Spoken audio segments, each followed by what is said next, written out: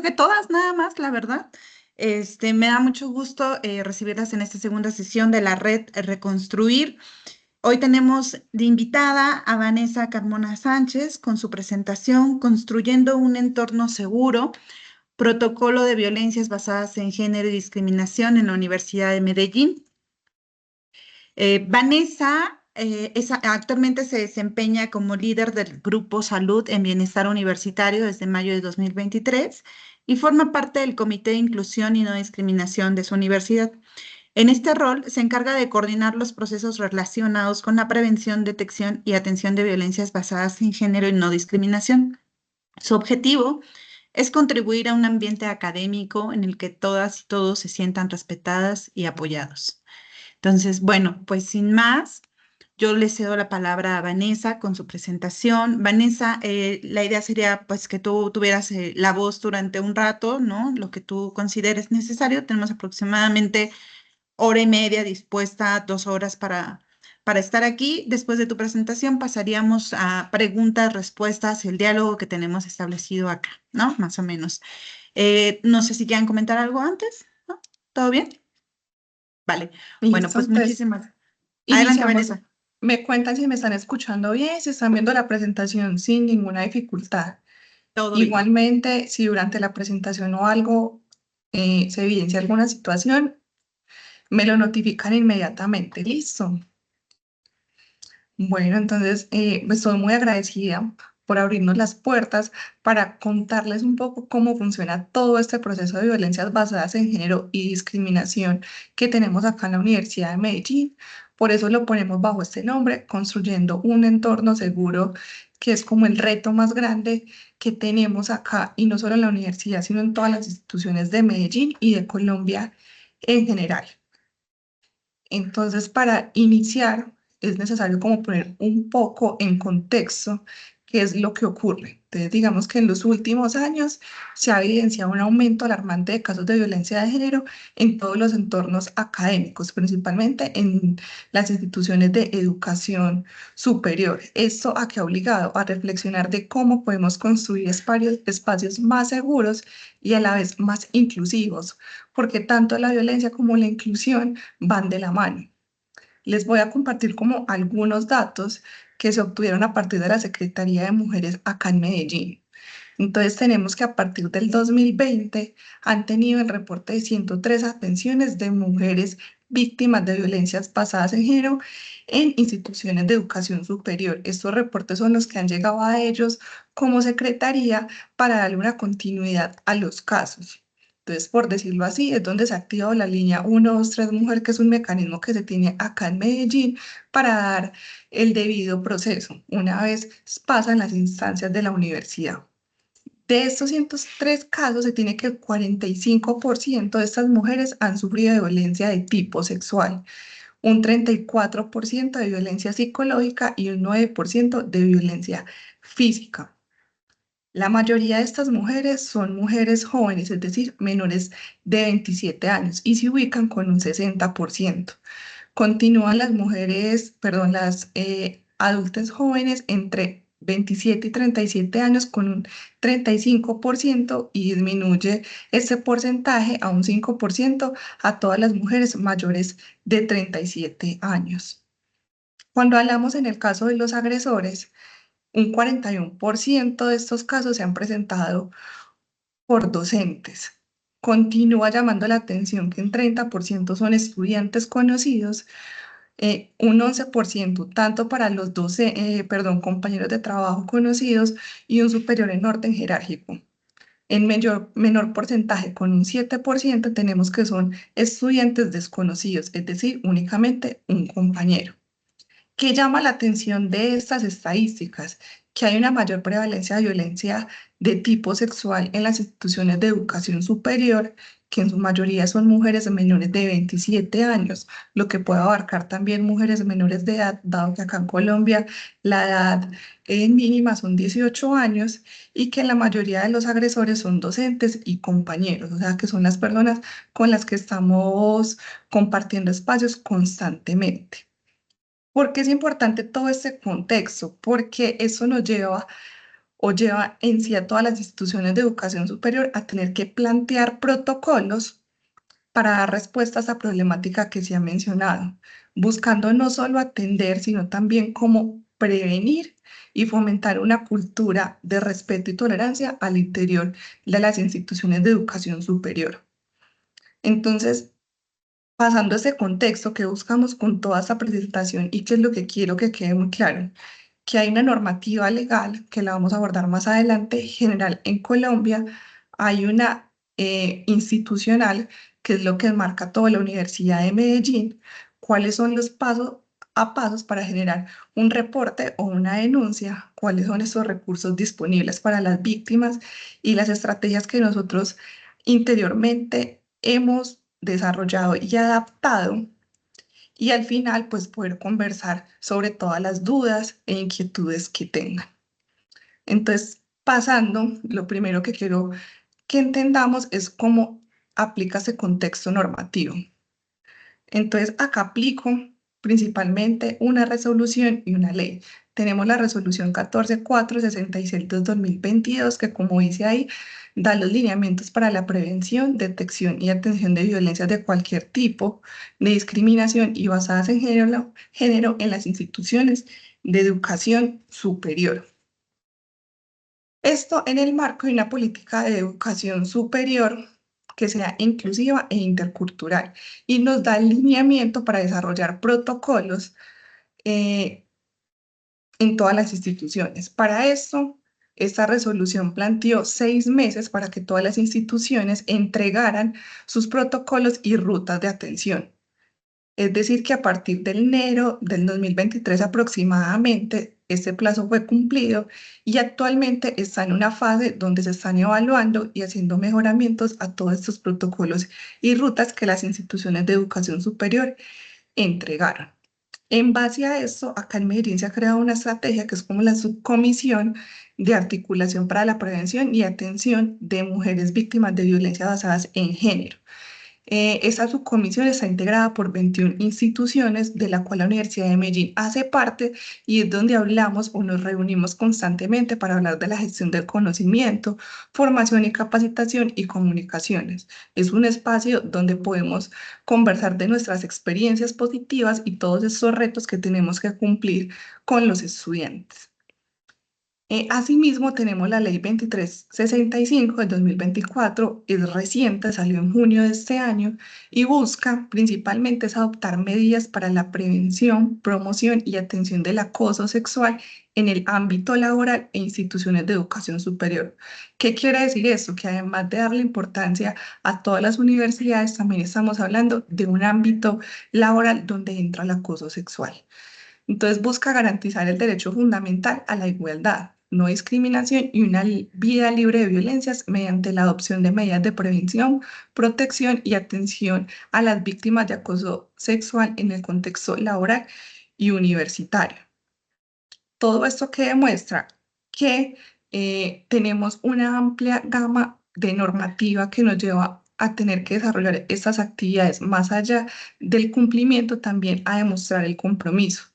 Por lo tanto, acá en la universidad empezamos a hablar desde el Acuerdo 30 del 2016 de una política de inclusión y del reconocimiento de la diversidad en la institución. Esta sirvió como base principal para dar o sacar a la luz la resolución 21 del 2023, por lo cual o mediante la cual se adopta el protocolo para la prevención, detección y atención de violencias basadas en género y discriminación, y además crea el Comité de Inclusión y No Discriminación para su implementación y seguimiento, que es justo en esta resolución y en estos dos actores, tanto el protocolo como el comité, en el que nos vamos a centrar en el resto de la presentación, que hay que resaltar que esto demuestra el compromiso de la universidad para generar un entorno seguro donde toda persona que ingrese a la universidad sienta que hay un respeto y una tolerancia a las diferentes o donde podamos acoger a todos los grupos poblacionales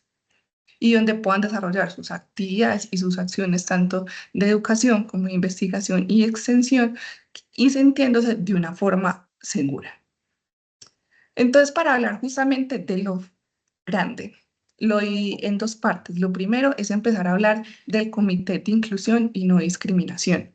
¿Cómo definimos este? Como el órgano encargado de asesorar y acompañar en la implementación de rutas de prevención, detección y atención, y donde se le otorga las siguientes funciones a las personas que lo conforman.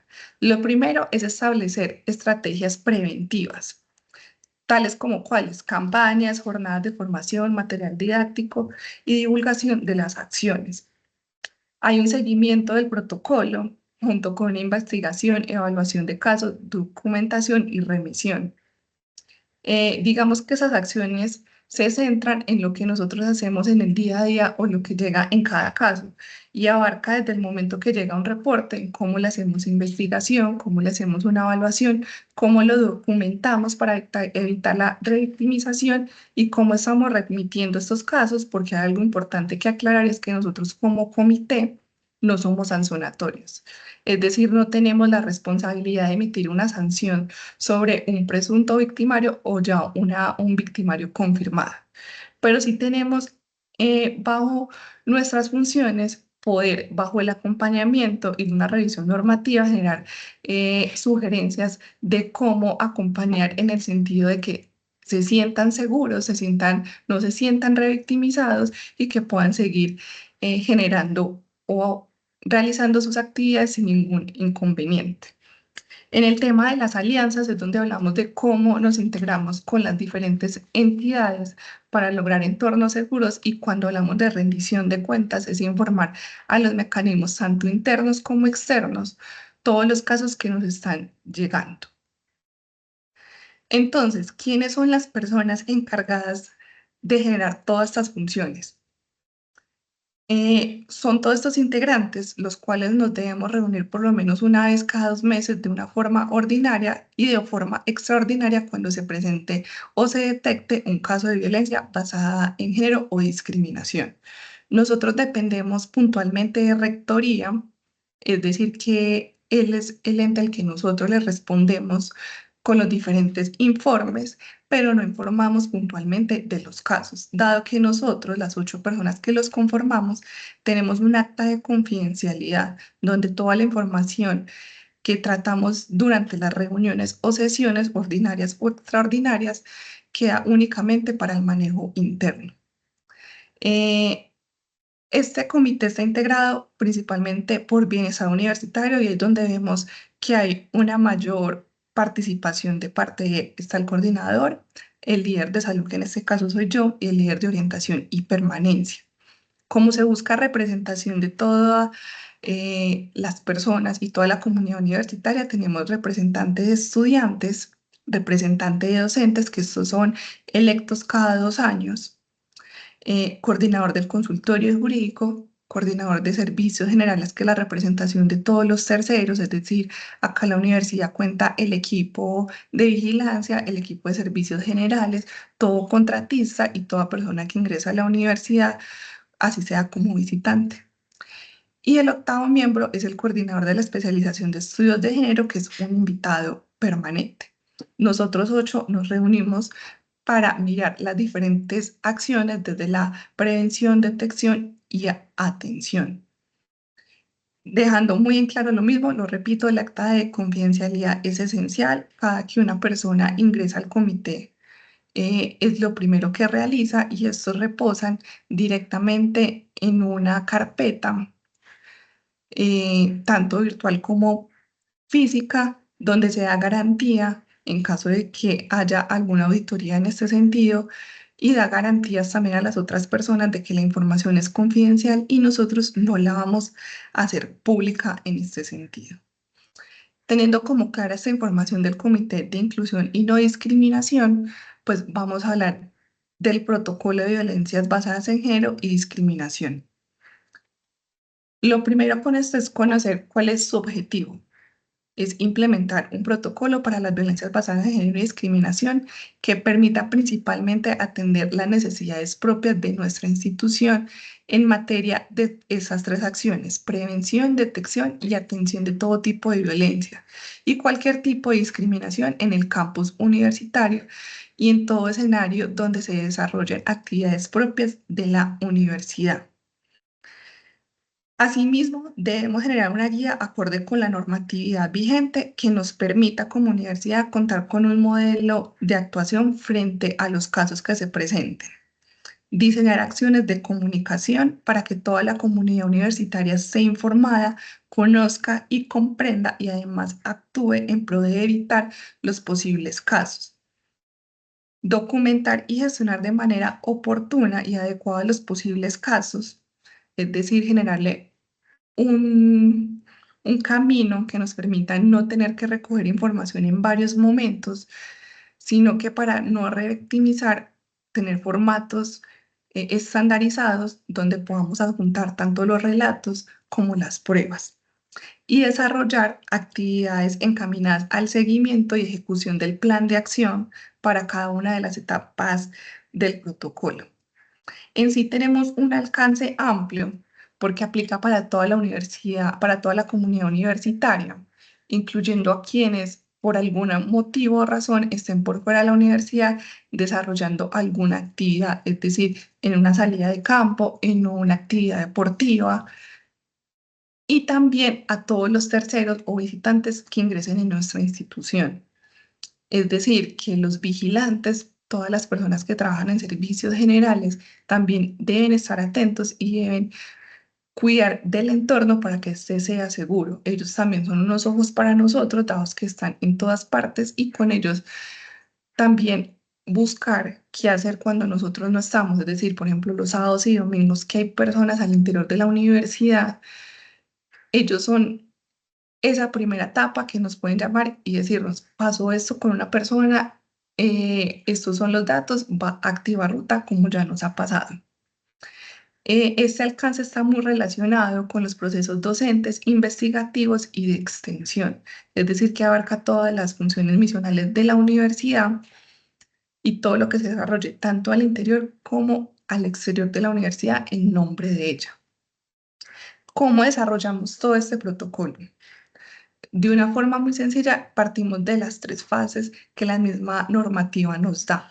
Se desarrollan de una manera constante, oportuna y secuencial. Es decir, que tenemos acciones para la prevención, para la detección y para la atención. Cada una tiene acciones muy puntuales y muy específicas y una conlleva a la otra. Es decir, que están unidas entre sí. Vamos a iniciar hablando en este caso de la prevención.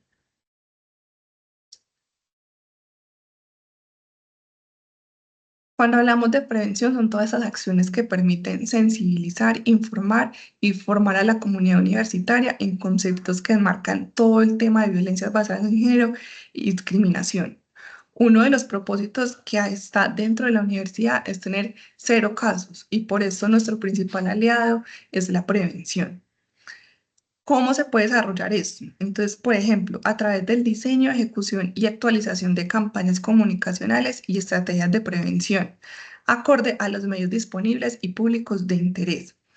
Acá en la universidad contamos, por ejemplo, con carteleras digitales o pantallas digitales que están ubicadas en toda la universidad en sus diferentes bloques. Estas como son digitales permitan modificar el contenido de forma muy rápida. Entonces ahí es donde ponemos la mayor parte de nuestra información, además de cuidar el medio ambiente porque no estamos generando, digamos que residuos con papel y otros materiales. De esta misma línea informática tenemos el envío de e-cards a los correos electrónicos, también otras estrategias por medio de los boletines de la intranet, principalmente para empleados, para dar difusión del protocolo. Lo principal es que la gente lo conozca y ha sido como el enfoque principal y de esta forma hemos logrado tener diferentes escenarios para hablar con toda la comunidad universitaria de la existencia del comité, de la existencia del protocolo y de cómo activarlo en caso de que sea necesario. Algunas de las estrategias que hemos implementado es en la inducción de los estudiantes en cada semestre. Hacemos como un pequeño recorrido, carrera de observaciones y una de las estaciones puntuales es para hablar de violencias basadas en género. Acá les entregamos un separador de libros como una herramienta para su actividad académica, donde por un lado tenemos un QR que lleva directamente a la página de la universidad, donde está el protocolo y por el otro lado las rutas de forma resumida, que fue una estrategia que se diseñó y que se trabajó con comunicaciones para que la gente y todas las personas puntualmente conocieran estas tres rutas. Esta estrategia, es decir, esta pieza gráfica, la tengo al final de la presentación para dárselas a conocer y así resumir como todas estas tres líneas de prevención, detección y atención. Aparte de la inducción de estudiantes generales, también hemos tenido un espacio para exponer y conversar con los estudiantes de intercambio sobre la importancia de este protocolo, con ellos con mayor razón, porque aparte de todo deben ajustarse a la normativa posiblemente de otro país, dado que tenemos estudiantes que vienen de Europa, de México, de Perú, de Ecuador, y es importante que ellos, una vez ingresen a la universidad, conozcan cuál es esa normativa que está vigente y que nos rige a todos. Igualmente, acá la universidad tiene una estrategia que son las Casa Vives, que es un edificio donde algunos estudiantes viven, dado que como pasan su mayor tiempo ahí, también vienen de otros lados, aprovechamos la inducción a ellos, enfocados en cómo garantizar la seguridad en todos estos espacios, que si bien son universitarios, también es el espacio donde ellos están viviendo y conviviendo con otras personas. Hemos realizado también actividades con el centro de laboratorio, que es donde se encuentra una gran cantidad de personas por contrato de prestación de servicios, es decir, que ellos vienen por horas muy determinadas para darles a conocer todos estos procesos. No dejamos de lado entrenadores e instructores deportivos, que es un gran número en la universidad y que tienen una responsabilidad muy grande al tener contacto con no solo estudiantes, sino también deportistas, y un contexto deportivo es uno donde principalmente se presta para algunas situaciones tanto de violencias como de discriminación. Eh, Otro de los siguientes puntos en prevención son estrategias de difusión e información, donde realizamos charlas, hemos logrado alianzas con la Alcaldía de Medellín para dar eh, charlas, dictar espacios sobre cómo generar entornos seguros para las mujeres. Se han hecho conferencias, talleres, presentaciones artísticas, entre otros. Y lo bueno de tener una universidad es que el ambiente es muy abierto, es una libreta en blanco para poder desarrollar diferentes acciones que sean secuenciales y que estén bien planteadas. El material publicitario es una de las estrategias principales. Asimismo, estamos diseñando, por ejemplo, un sticker tipo marco de selfies para tomar foto en los baños con los QR de las rutas y que estos estén integrados en todos los baños de las instituciones para que todas las personas tengan la información a su alcance. Día a día vamos diseñando como más estrategias, pensando qué es lo que puede impactar positivamente a toda la comunidad. Y ha trabajado arduamente en poder realizar formación en los temas relacionados con violencias basadas en género. Hay que pensarlos y virtuales y presenciales porque cada una tiene un impacto diferente. ¿Y qué pretendemos con estos cursos? Lo ideal es que puedan ser obligatorios, principalmente para el personal administrativo y docente, y asimismo para los estudiantes que puedan sacar provecho no solo en su etapa académica, sino también en su etapa profesional al tener sensibilidad sobre estos temas. Es así como ya pasamos a la otra fase, que es la detección. Son acciones y medidas que nos permiten identificar comportamientos, conductas y formas de generar daño, sea de tipo físico, tipo sexual, tipo psicológico, emocional y también material en relación con alguna intención particular con las violencias basadas en género y discriminación, que es importante con todo el tema de la detección. Y es qué rutas planteamos nosotros para identificar esto y cómo identificamos un reporte o un presunto acto. Entonces tenemos que este reporte es una descripción de una situación puntual en la cual nos van a informar sobre una posible víctima un hecho victimizante y un presunto agresor o agresora. Este reporte se puede hacer tanto de forma presencial, es decir, que la persona se acerque y de forma verbal no lo manifieste, o por escrito. Puede ser notificado por la víctima o por un tercero.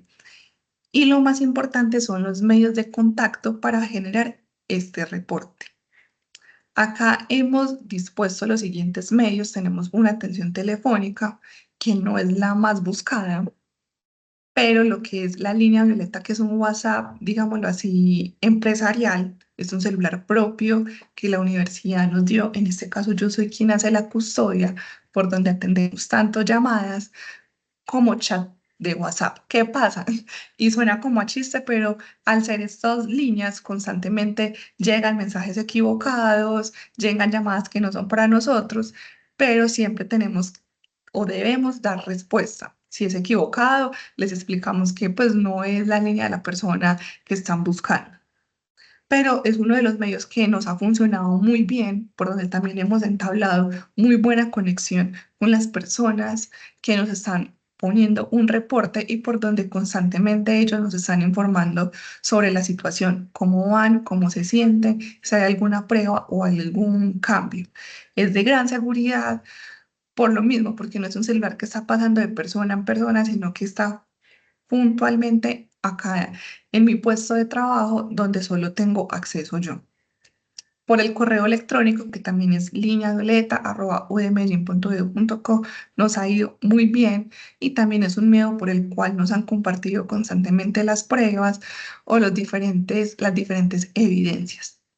La atención presencial también ha funcionado muy bien. Hemos establecido cuáles son los horarios, tanto para generar como una primera acercamiento a ellos, como para hacer todo el reporte.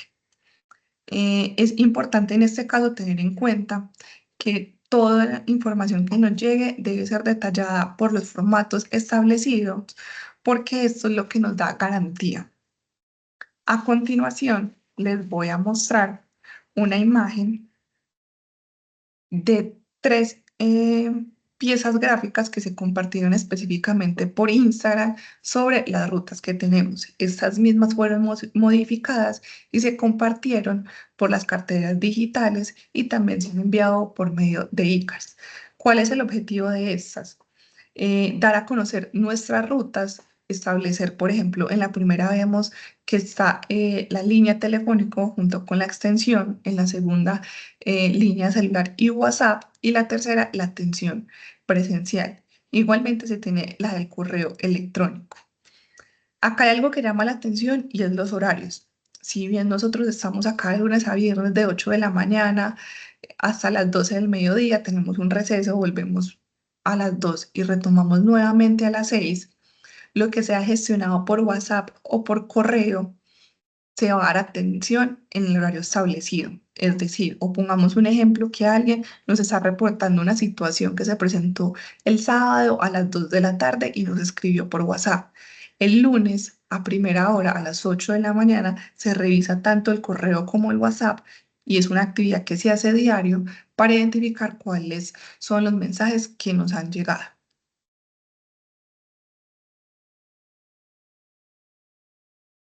De acá pasamos como a la parte más robusta y es hablar directamente de lo que es la atención. Entonces, esta es la tercera parte. Primero hablamos de lo que es prevención y es cómo buscamos sensibilizar para evitar los casos de violencias basadas en género y discriminación. Pasamos a la detección de cómo nos damos cuenta y cómo alguien nos puede poner un reporte y llegamos a la tercera, que justamente es la atención. Entonces, acá partimos de tres acciones. Si bien todas están entrelazadas, por eso para la atención partimos de una detección. A partir de ahí iniciamos con lo que es una atención inicial, una atención integral y restaurativa y una etapa complementaria. Cuando hablamos de esa atención inicial es cuando se recibe este reporte de la posible situación. Siempre lo hemos dicho y es, ante la duda de si la situación es de una violencia basada en género o discriminación, lo importante siempre es ponerse en contacto con nosotros para nosotros poder llevarlo al comité y determinar y encaminar las siguientes acciones. Igualmente, en el interior de la universidad se tiene un comité de convivencia laboral, el cual también es obligación para atender todo lo relacionado con los empleados, es decir, toda la parte administrativa y docente de la universidad. Cuando es un tema de convivencia directamente de estudiantes, porque no toda situación es por una violencia basada en género o discriminación, es directamente con las facultades quienes se encargan de establecer según los reglamentos y los lineamientos institucionales el qué hacer. Entonces, nosotros en esa atención recibimos un reporte de una posible situación. Realizamos un primer acercamiento con la presunta víctima y establecemos un espacio que sea propicio para la escucha y atención de las primeras necesidades. Pueden involucrar una contención emocional. Entonces, esta es una parte muy humana donde vamos a explicar a la persona cómo activar las rutas, cuál es el paso a paso y escuchar qué es lo que esa persona tiene, quiere y desea en el momento. A partir de ahí, empezamos a determinar el qué hacer.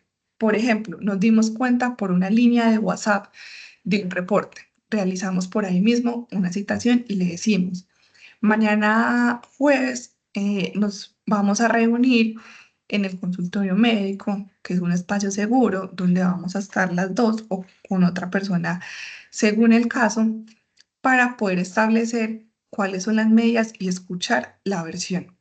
Y acá es donde entra esa parte. En esa citación, perdón, lo primero que hacemos es que la persona firme dos formatos que ya tenemos establecidos. El primero es el de tratamiento de datos, donde esa persona está autorizando toda la atención pertinente. Hay algo muy importante que agregamos nosotros y es la grabación de este relato. Es un relato libre. Nosotros no vamos a entrar a preguntar cómo sucedió, dónde sucedió, usted qué hizo tal persona, porque eso es posiblemente entrar a revictimizar a la persona. Únicamente pedimos su relato, vamos resolviendo las dudas que sean posibles y posterior a eso realizamos el traspaso de este audio al formato de quejas. ¿Por qué no realizamos el formato de quejas de forma inmediata? Porque hay que entender que una parte humana es poder escuchar a la persona de una manera atenta, o sea, tener toda nuestra concentración en ella y en su comunicación no verbal para identificar las diferentes necesidades. Por eso y también por respeto, no está bien que nosotros estemos escuchando a alguien y al mismo tiempo escribiendo los detalles.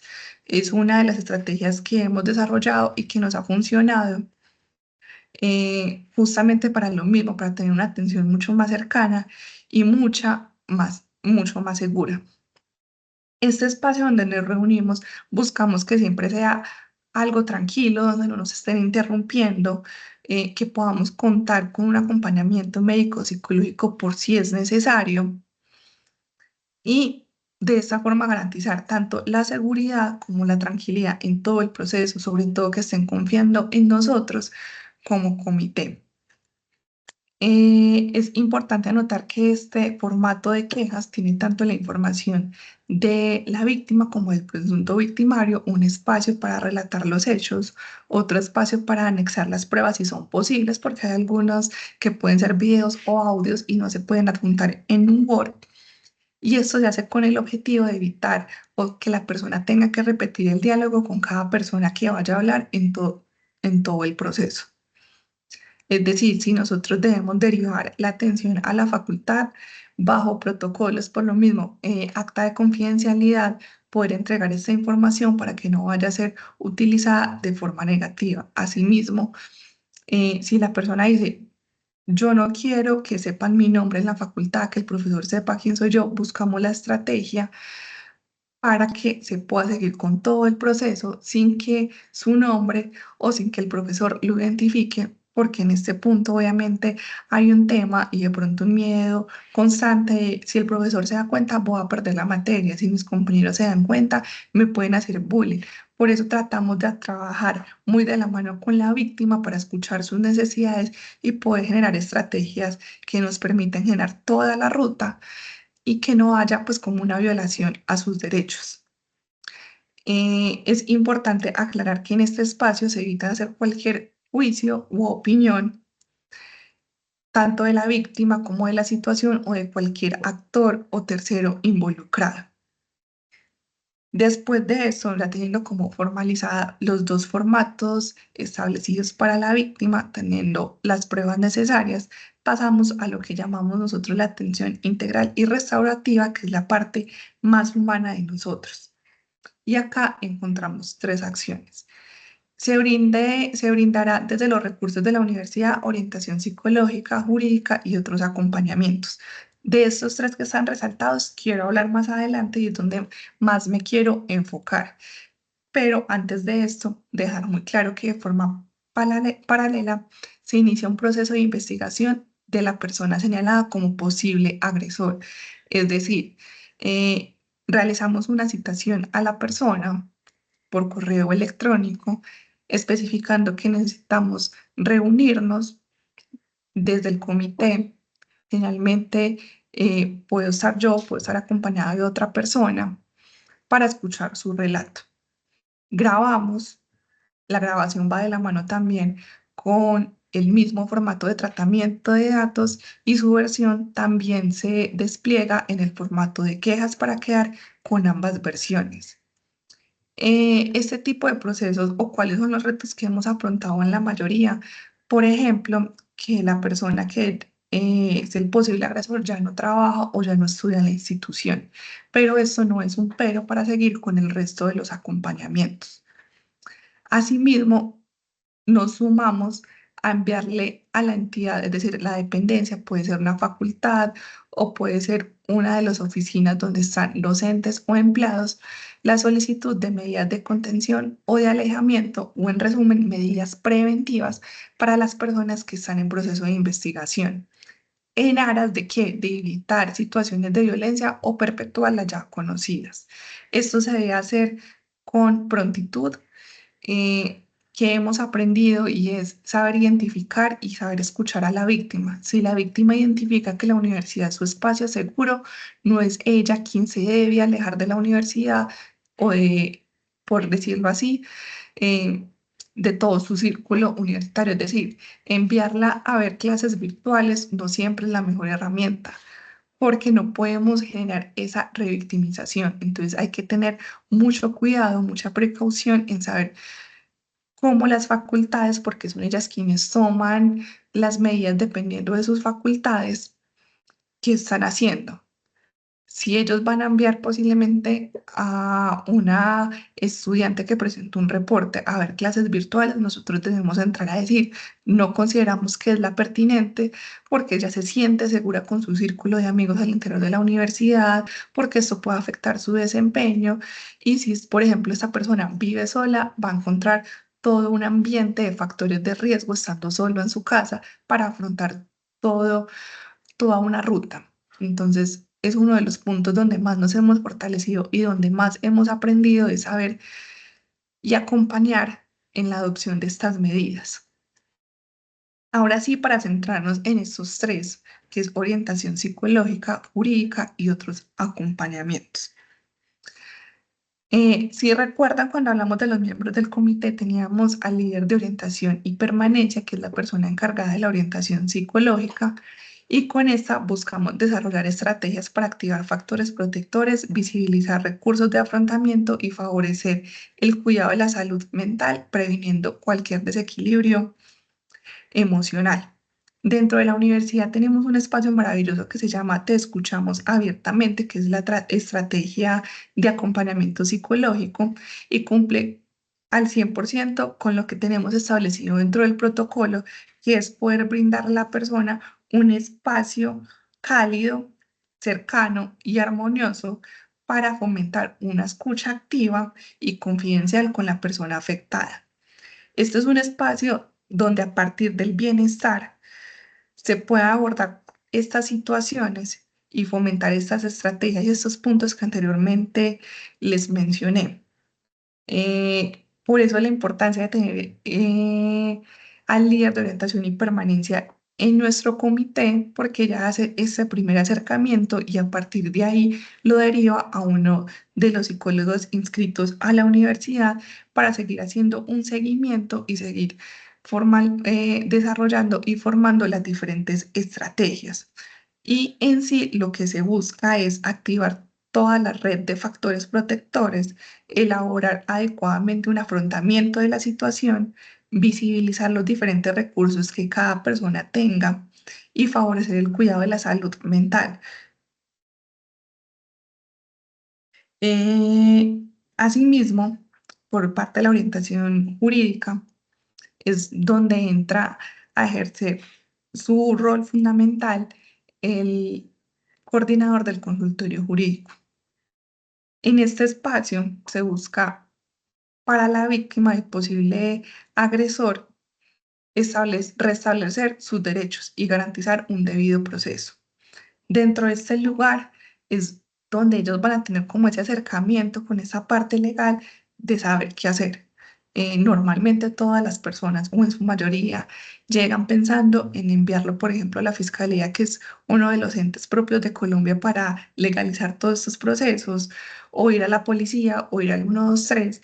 Entonces, poder explicarles cuáles son los diferentes recursos que se tienen, cuál es el objetivo de cada uno de ellos, es fundamental para que los procesos no sean interrumpidos, para que se acerquen a los entes correspondientes y en mayor medida, si hay algunos que se pueden solucionar desde el consultorio jurídico, es perfecto.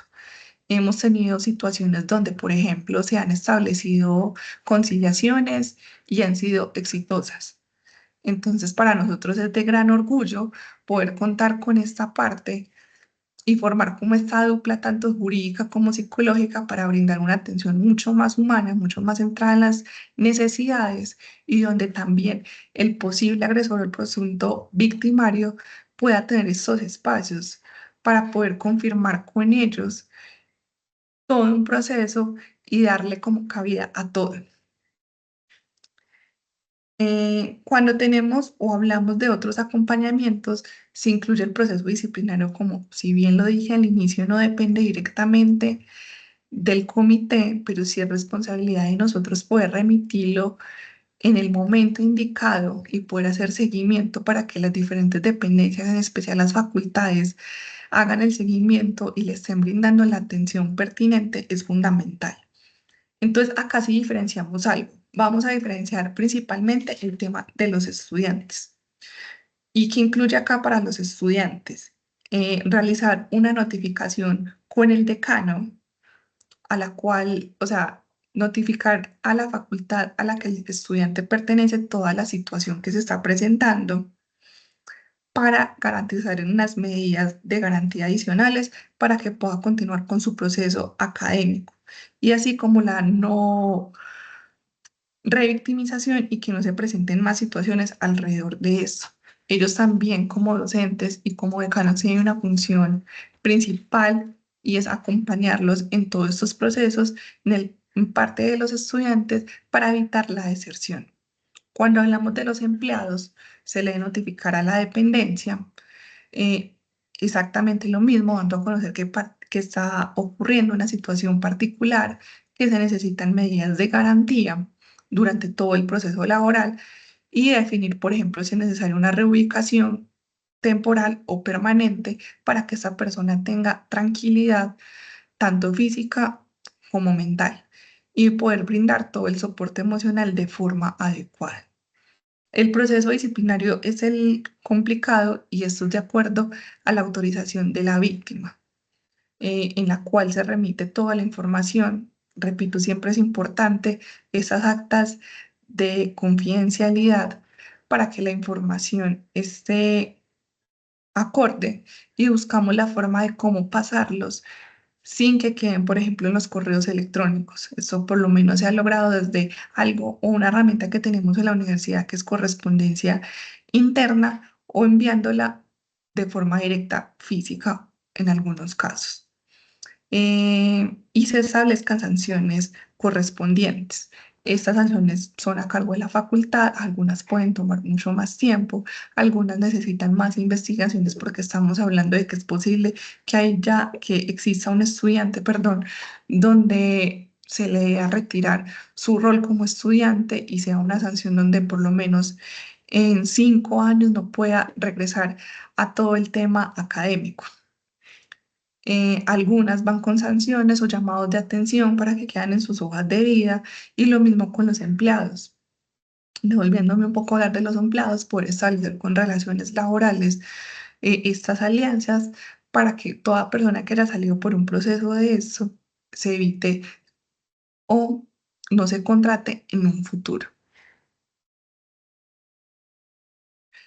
Y la última etapa es esta etapa complementaria, que es donde vamos a hacer el cierre del proceso, donde se va a hacer un análisis del diagnóstico del evento para definir principalmente acciones que complementen la prevención y que determinen pautas para garantizar la no repetición al interior de la universidad.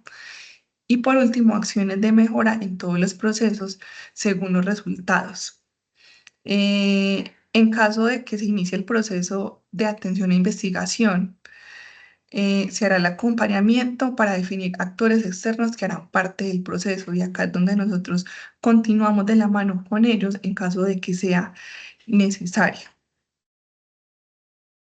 De acá pasamos a la imagen que les había mencionado y es una de las herramientas que nosotros diseñamos para compartir por los diferentes medios. Por ejemplo, esta imagen se encuentra dentro del micrositio de la universidad, al igual que el protocolo, para que cualquier persona que ingrese a la página o el sitio web de la Universidad de Medellín tenga a la mano toda esta información. Creo que lo alcanzan a ver muy pequeño, pero es una parte muy resumida de las tres acciones principales de las cuales nos da lineamiento la normativa en Colombia, que es prevención, detección y atención. ¿Qué es lo que hacemos en prevención de una forma muy resumida? Ahí pasamos a la detección de cuáles son los canales por los cuales se puede reportar un caso y por último, y la parte más importante en estos casos es la atención, que incluye una atención inicial, cuál es esta parte de la atención integral y restaurativa y cuál es la etapa complementaria que nosotros tenemos.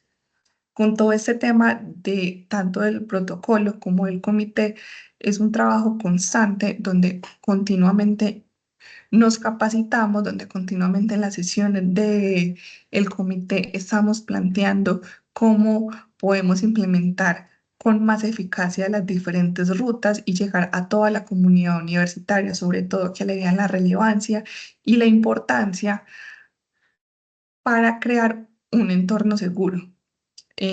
Muy importante trabajar de mano con los estudiantes que son nuestros protagonistas y nuestros actores principales en todo esto, porque ellos son los principales beneficiarios de un ambiente que sea seguro, que sea equitativo y donde se puedan sentir incluidos. Ellos son el alma de nosotros y sobre todo debemos partir de nuestro rol, tanto administrativo como docente, para dar ejemplo no solo en las aulas, sino en todos los espacios de cómo mantener un espacio que sea seguro, que sea activo y donde puedan desempeñarse funciones académicas que puedan llevar a tener profesionales bien formados y sobre todo que den ejemplo de cómo a partir de su formación, sea de pregrado o de posgrado, son íntegros y siempre dan un buen ejemplo. Entonces, esta es la presentación que tenía preparada. Ya abro como este espacio para las dudas e inquietudes o comentarios que tengan sobre la ruta que tenemos acá diseñada. Muchas gracias, Vanessa. Mira, por acá nos ponen en un mensajito que si nos podrás compartir los materiales y el link para poder consultar los documentos, ¿no? Y podamos ver lo que hacen por allá. Entonces, Claro, entonces lo voy a anotar por acá. sí, Mm, gracias. Pues, no sé, ¿tienen preguntas, comentarios, reflexiones sobre lo que nos presentó Vanessa el día de hoy?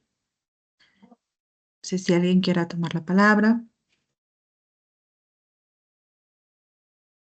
igual en lo que se animan, fíjate, Sí. Vanessa, yo me quedé pensando en algunas cosas. Por ejemplo, cuando ustedes están en los procesos de atención de que llega una situación y demás, ¿cómo cuánto tiempo les lleva en el análisis del caso, ¿no? O sea, creo que ese ha sido como un debate en las diversas instituciones porque pues, los tiempos a veces se prolongan demasiado, ¿no? Y eso, bueno, hubo un momento en que hablaste que hay algunos que conllevan mediación, conciliación, ¿no? Entonces, igual me gustaría saber cómo determinan en qué casos puede ser aplicado como este mecanismo, ¿no? De conciliación.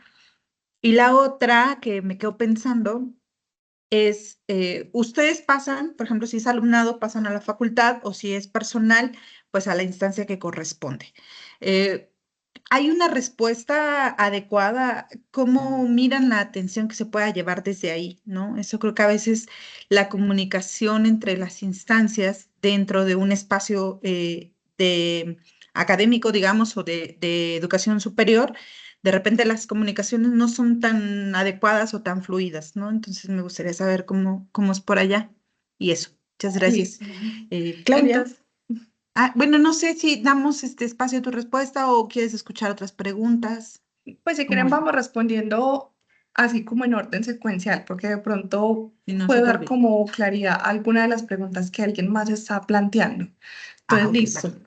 Eh, en el tema de conciliación, lo primero es tener en cuenta algo. Se debe evitar esa confrontación entre víctima y victimario. ¿Qué lo lleva o qué nos lleva a pensar que se puede hacer una conciliación? Como comité tomamos la decisión y partimos también de la decisión que tengan las personas. Tuvimos como un caso exitoso de una situación de una pareja donde ambos eran conscientes de la situación, no hubo como una diferencia entre ambos relatos y se llegó a la conclusión que ellos querían continuar con su vida académica, eran de la misma facultad, la misma carrera, el mismo semestre y querían solucionar su problema de la mejor forma. De esta forma, como comité tomamos la decisión, se hizo la conciliación, la situación se resolvió de una forma muy amigable y hasta el día de hoy ambas personas siguen siendo parte de la universidad, siguen desempeñando sus funciones y no se han presentado situaciones. ¿Cómo nos damos cuenta que no se presentan situaciones? Porque constantemente como quedamos con los datos de ambos, seguimos haciendo el seguimiento y siempre les dejamos abiertas las puertas, porque cerrar un caso no significa que se cierra el acompañamiento. Entonces, en conclusión, es que es partir de la especificidad de cada caso, de cada persona y tener en cuenta toda la situación y todo el entorno donde se está generando. Es decir, que no es una estrategia que se puede aplicar siempre y generalmente van a ser un pequeño porcentaje de casos donde se puedan aplicar, pero donde se pueden aplicar va a ser una resolución mucho más amena y amigable y va a terminar con digámoslo así, una experiencia positiva, porque es la forma como también muchas situaciones se puedan afrontar. Entre la comunicación con las facultades, acá entra un tema particular y es que no todas las personas tienen la misma facilidad para entender y comunicarse. Entonces hay unas que inmediatamente generan las alertas, nos ayudan, mientras hay otras que generan más un espacio y piensan un poco más la respuesta. ¿Cómo garantizamos nosotros siempre estar atentos y en comunicación directa, principalmente con el decano y en este caso con el coordinador del programa? Es decir, no utilizar un tercero, como por decirlo así, los auxiliares administrativos, otros profesores u otros compañeros, sino entrar directamente con los actores involucrados que puedan tomar la decisión.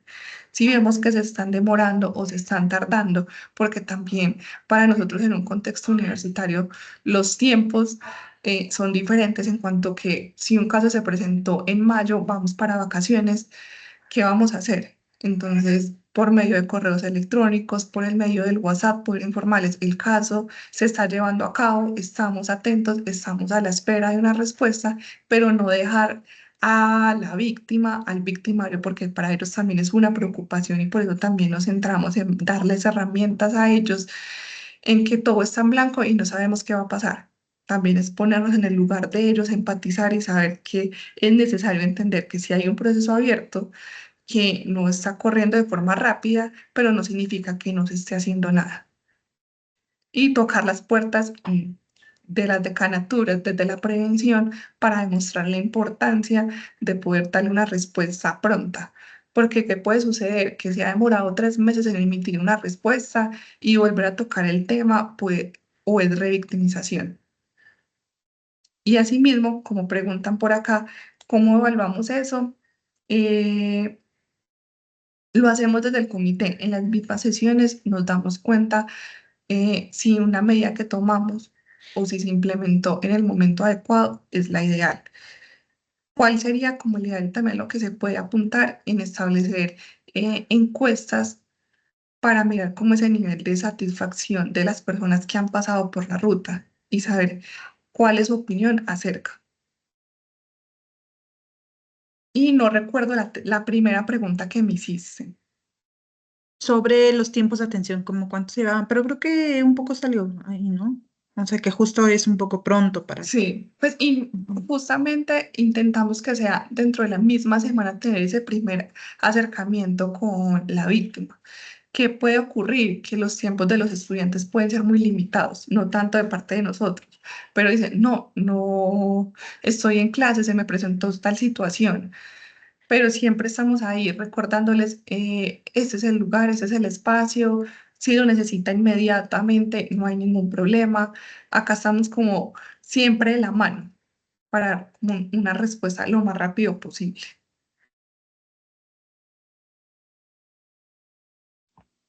Muchas gracias, Claudia. Muchas gracias, maestra Vanessa, y pues enhorabuena por toda esta labor, porque sabemos de lo que estás hablando y pues me encanta ver este gráfico de la ruta que tienen, porque creo que nos reseña bien, ¿no? Todo lo que puedes. A mí me gustaría también si nos pudieras hablar un poco, mencionaste que hacen también algunas actividades preventivas en torno a culturales, ¿es correcto? Me pareció al inicio. Y si nos pudieras hablar un poquito de cómo son esas actividades, por favor. Listo. En este caso, las actividades que hemos desarrollado se han desarrollado de manos de la Secretaría de la Mujer, que es como uno de los entes principales acá en Medellín y que tiene personal capacitado y dirigido para prevenir violencias basadas en género por medio de diferentes herramientas. Entonces, por ejemplo, con ellos se han realizado actividades, se ha buscado, por ejemplo, con los docentes que esté dentro de su plan profesoral, es decir, que a ellos les dé un beneficio para que puedan asistir. En torno a que, por ejemplo, de cómo actuar adecuadamente en un salón de clases, la misma actividad se ha realizado con los estudiantes de cómo generar un entorno seguro para las mujeres y en las subcomisiones hemos tenido la oportunidad de conocer estas diferentes herramientas. No más el día de ayer en uno de los consejos de seguridad por las mujeres nos damos cuenta de que la Policía Nacional tiene diferentes actividades para tocar estos temas, porque uno de los puntos es que normalmente cuando viene una persona con actividad externa es mucho más llamativa y funcional. Igualmente hemos aprovechado los grupos que ya están establecidos, por ejemplo, algunos grupos de interés, algunos de los grupos deportivos de fomento de las clases que se dan dentro del salón universitario para atender esas necesidades. Hemos hecho sensibilización en cuanto a conceptos de género, a cuanto a la visibilización de las violencias para generar esa sensibilización. Que otra cosa que hemos logrado es que ellos mismos como estudiantes se acerquen a nosotros y nos soliciten como ese apoyo, como somos 5 estudiantes que queremos saber cómo se presentan las rutas, cómo se presentan estas actividades desde la Facultad de Derecho. Hace poco, hace un mes más o menos, nos invitaron como a un conversatorio donde hablaron de las violencias y nos abrieron el espacio para presentar las rutas y fueron más o menos 70 estudiantes. Entonces, trabajar de la mano con ellos es lo principal.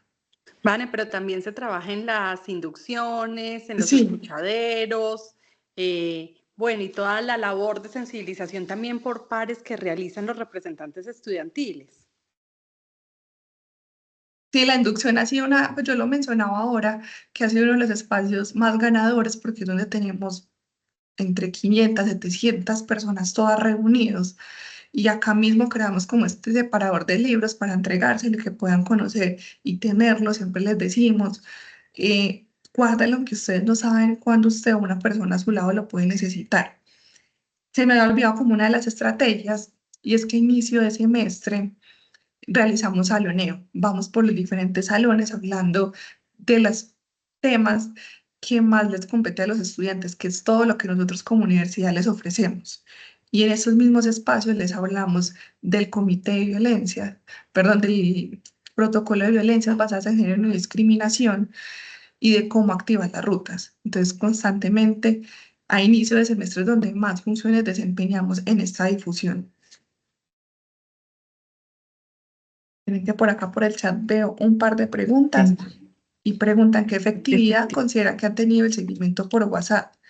¿Hay alguna persona que atiende exclusivamente esa comunicación o cómo se organiza en el teléfono?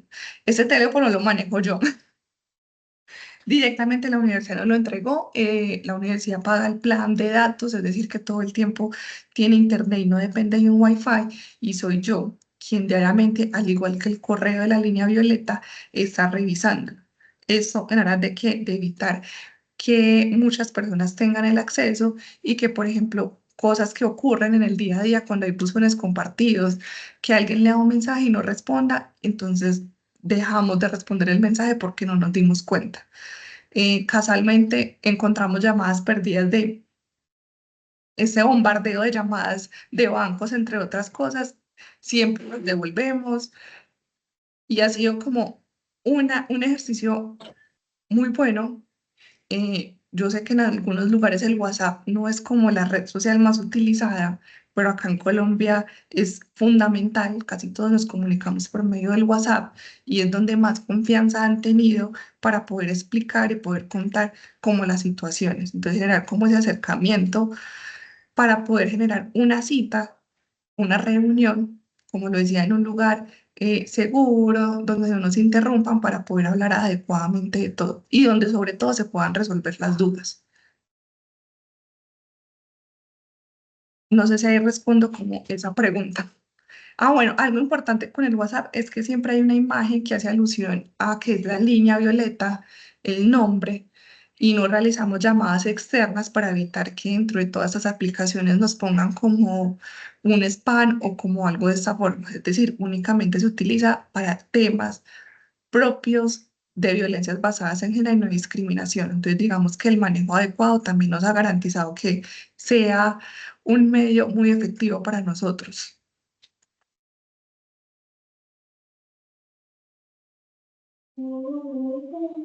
¿Alguien tiene otro comentario? Bueno, por acá nos dicen que si nos compartes los links, ¿no? Para que se puedan consultar.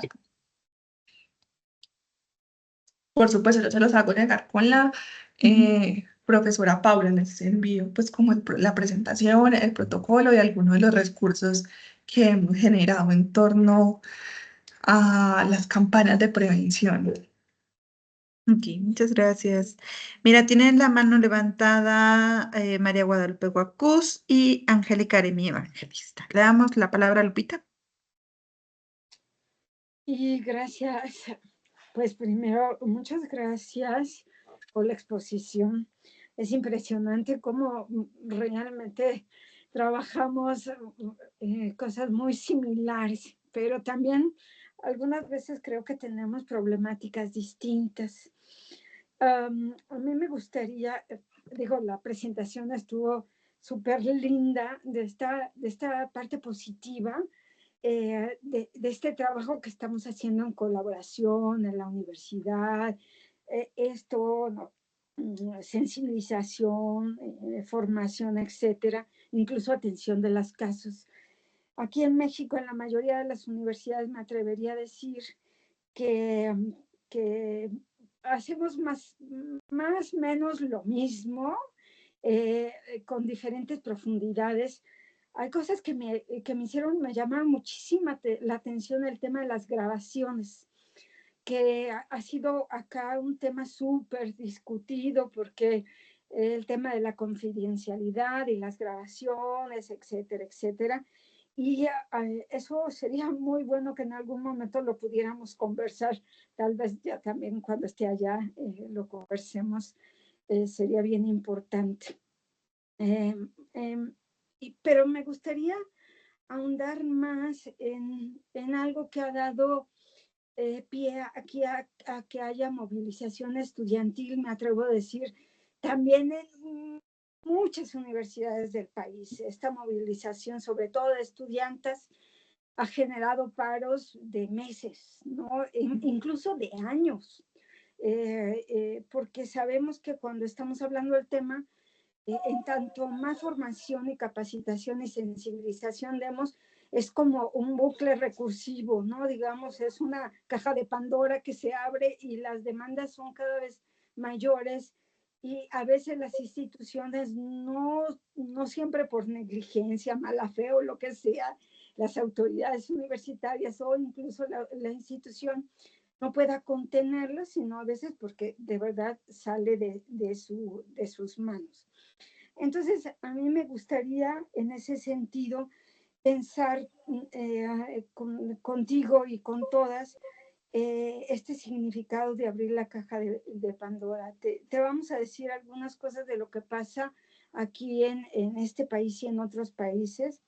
Por ejemplo, en el tema de la investigación, cuando los colegas que hacen investigación en el tema, encuestas, ¿no?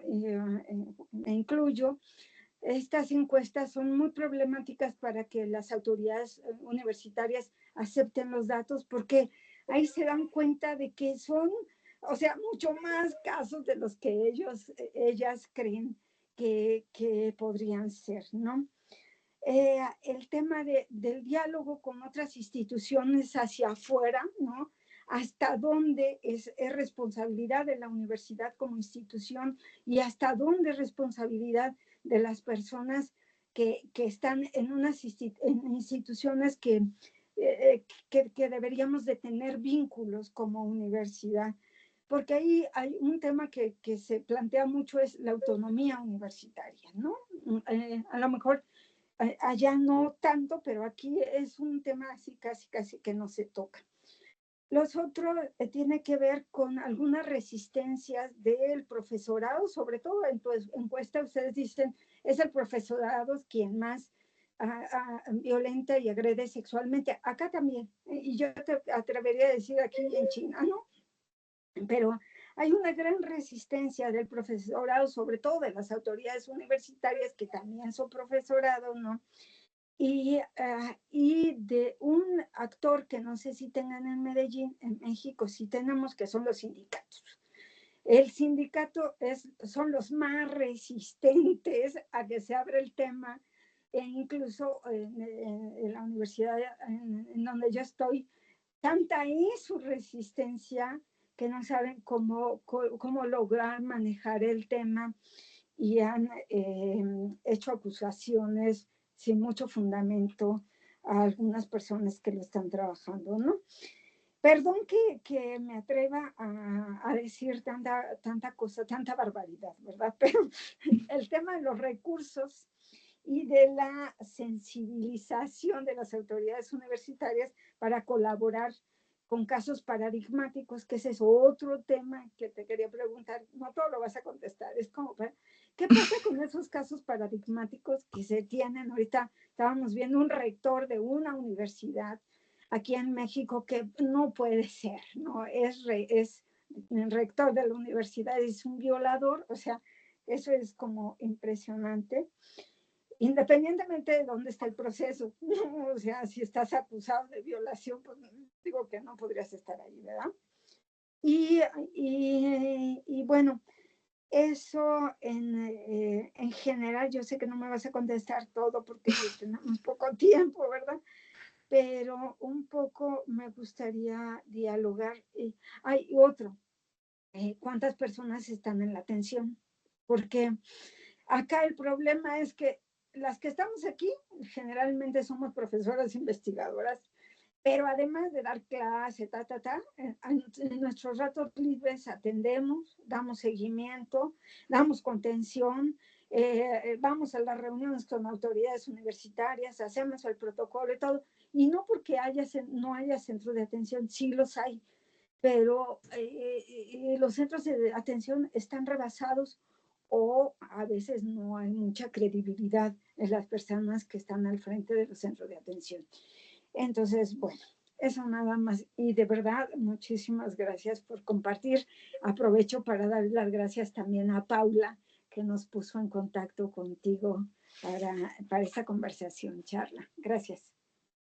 Bueno, sí, son muchas preguntas o muchas inquietudes que yo creo que nos quedan como en general a todos, porque siendo México un país completamente diferente a Colombia, sí se veían realidades muy similares.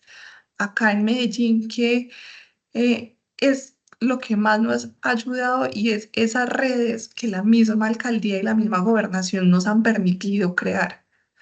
O sea, cómo han involucrado no solo a los comités, sino también a los rectores, dándoles a entender la importancia de no solo de tener unas rutas bien establecidas, sino también avanzar hacia el tema de las sanciones. Y cada vez más van a salir resoluciones, acuerdos o leyes que involucren todo eso. A veces son necesarios esos casos fuertes, casos que se han vivido en otras instituciones o en otras empresas para sentar un precedente de cómo manejar adecuadamente estos casos. Eh, entonces, es empezar con eso. No sé en México qué normativa vigente tengan en la cual se puedan apoyar para poder establecer todo eso. Al igual que acá, pues en la universidad no tenemos el, el personaje, por así decirlo, de los sindicatos, pero sí en la mayoría de otros lugares es el diario vivir y de cómo poder afrontarlos. Es uno de los retos más grandes poder llegar a esas personas que de una forma u otra generan una resistencia, donde generalmente se pueden respaldar en sus crianzas, en que yo soy así, no voy a cambiar, pero si trabajamos con jóvenes, es lo que siempre debemos dar a entender es que nos tenemos que adaptar. Y si no nos adaptamos al contexto universitario, al contexto de los jóvenes que es tan cambiante, nos vamos a quedar en las mismas. Cada vez no somos más sensibles, no, pero sabemos identificar las diferentes situaciones o los diferentes tipos de violencia que se pueden desempeñar en el día a día. Y cada vez son más voces las que se unen para poder hablar de las violencias. Eso como en una reflexión en general. Así como muchos otros lugares, tanto en Colombia, en México, como en muchos otros países, han llegado al famoso scratch, no sé cómo lo llaman en México, pero es este tema de cómo eh, llegan a un punto donde las personas dicen, tenemos que difundirlo por redes sociales porque no nos queda ninguna otra herramienta, porque no hay un acompañamiento seguro, porque no hay una persona o varias personas que estén dirigiendo los procesos o que nos estén indicando el paso a paso. Y yo creo que ese punto se puede evitar desde que haya un trabajo conjunto desde las universidades, por ejemplo, en este caso desde el comité, de poder dividir las funciones. Si bien hay muchas otras funciones diarias que se deben realizar desde una parte docente hasta las partes administrativas, poder sacar el rato para uno sentarse con una persona que está haciendo un reporte de una forma muy humana es lo fundamental, porque muchas veces yo soy del sector salud, trabajé en servicios de urgencias, llegaba una persona a activar algo que acá se llama código fucsia, que es cuando una persona ha sido víctima de acceso carnal violento, no le prestan atención. Entonces la información va de un lado a otro y eso es más como una experiencia personal. Nadie se sienta, nadie los escucha y se entra a un punto de revictimización o les da la información mal dada. Vaya a la comisaría de familia, vaya al punto de policía más cercano y ninguna de esas personas tampoco está capacitada. Y ahí queda como otro punto de reflexión, que tanto las personas alrededor de nosotros que trabajan en estas redes saben cuál es el paso a paso y saben cómo direccionar adecuadamente una víctima de violencia, sea cualquier tipo, porque todas son de gran relevancia y todas se pueden prevenir. Y es el trabajo no solo de las universidades, y vuelvo a lo mismo, formar estas redes, no solo con universidades, sino también con todos estos entes en pro de la seguridad, es lo fundamental. Gracias. Muchas Lupita, ¿puedo gracias, agregar Vanessa. algo Angélica. frente a las dudas que planteaste? Disculpe, Elizabeth, te Sí, y le interrumpí. damos la palabra. Adelante, adelante.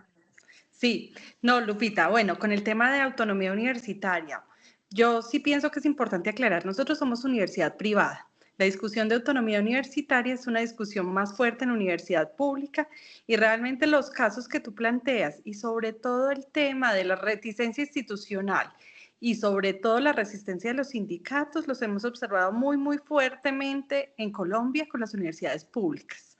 En la Universidad de Medellín en este momento ya no existe convención colectiva. Entonces, en muchos casos, la decisión es, sobre todo cuando hay una situación de violencia grave, es desvincular al docente de forma inmediata.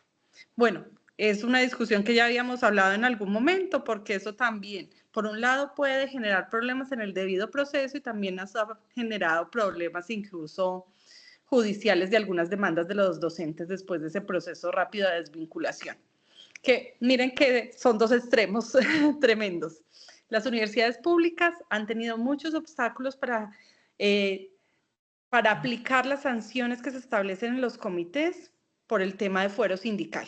Y realmente, sobre todo la Universidad Nacional de Colombia, que es la que ha tenido los más grandes escándalos alrededor de este tema, en algunos casos no ha podido aplicar la sanción contra sus docentes por el fuero sindical.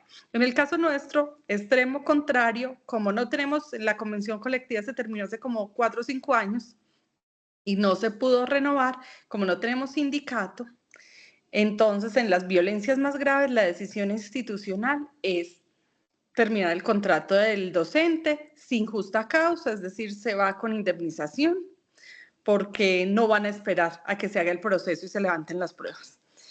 Eso por un lado. Por otro lado, pues nosotros estamos ahorita en cambios institucionales. Bueno, llevamos ya un buen tiempo en cambios institucionales, sobre todo administrativos. Hemos tenido 3 rectores en el último año. El primer rector fue el que firmó el protocolo y entonces con él se hizo un trabajo alrededor de la construcción del comité, de la definición del protocolo, de las estrategias. Tuvimos una rectora encargada en los primeros meses de este año, una persona que fue fiscal y trabajó muy fuertemente alrededor del tema de derechos de las víctimas de violencia de género, entonces estaba muy sensible alrededor del tema. Ahora tenemos un nuevo rector y volvemos a empezar la tarea de sensibilizar sobre todo a la administración y en esos altos cargos para que entiendan el lugar del protocolo. Incluso en este momento pues estamos generando varias propuestas a ver si de pronto es posible crear una unidad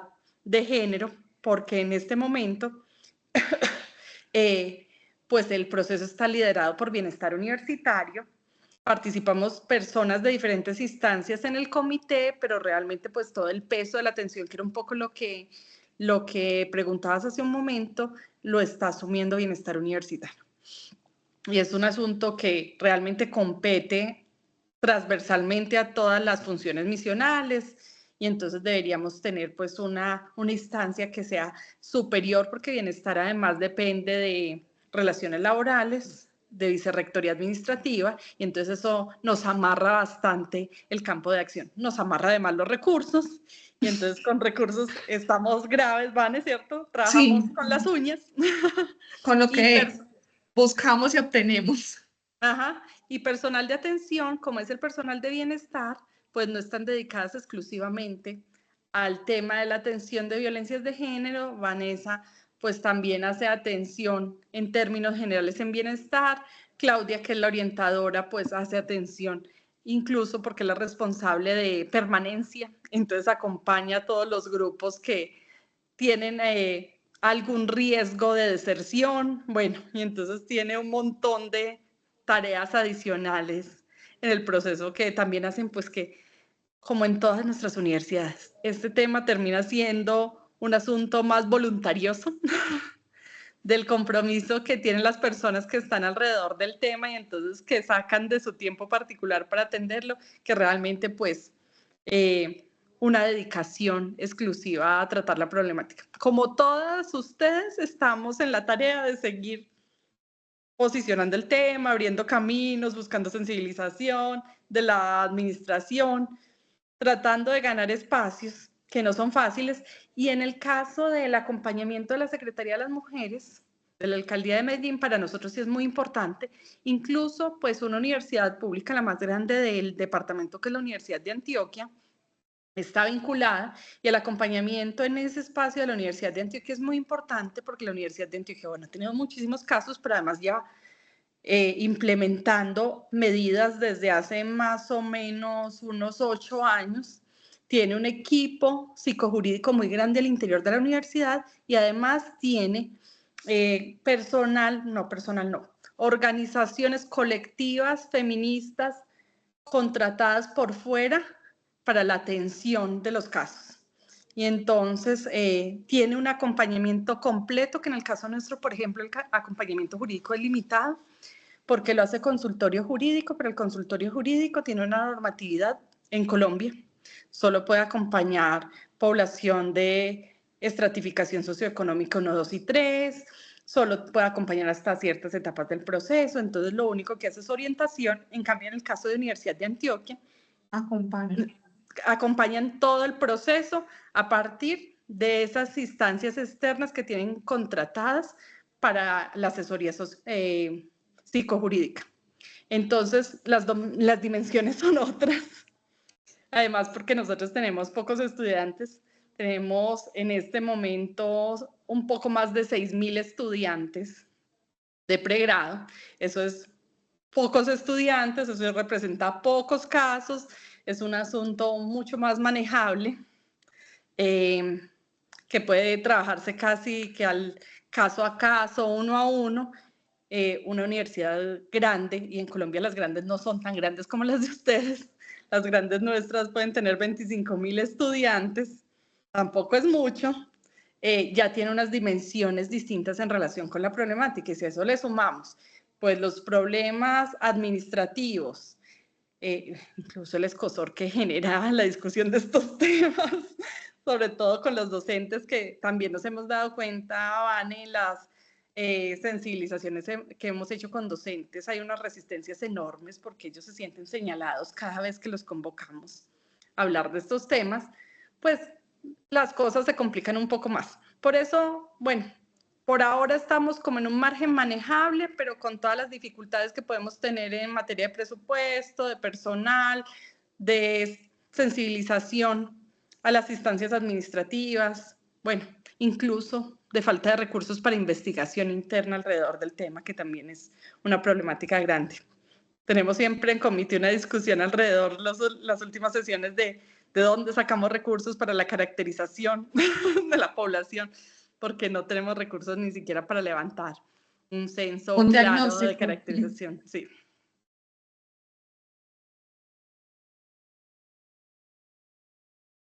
Ok. Muchas gracias, Paula. Angélica.